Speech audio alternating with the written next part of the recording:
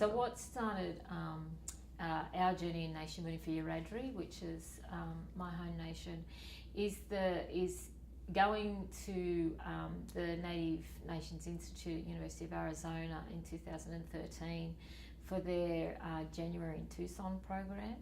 Really provided me and the other participants there from Australia with language and concepts to go home and talk to and have dialogue in our communities with. So it's not that nation building, as in the principles of nation building, weren't there, because they have. It's a matter of having the dialogue and the language to have a different conversation with our community.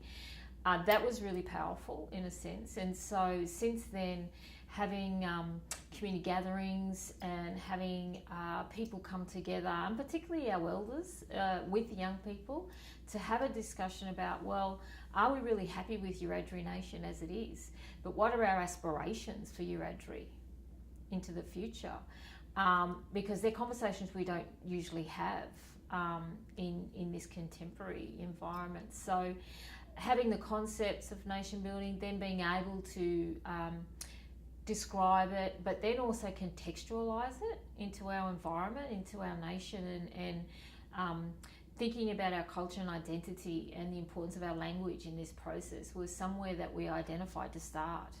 And so I think the magic of nation building for us has been the language, the ability, and building our skills and capability to actually have dialogue in a different way, but also contextualize it to be able to challenge in a nice way with our communities about change and about, well, how do we think about this more sustainably? How do we think about it in 7 generations? How do we have our aspirations as a collective?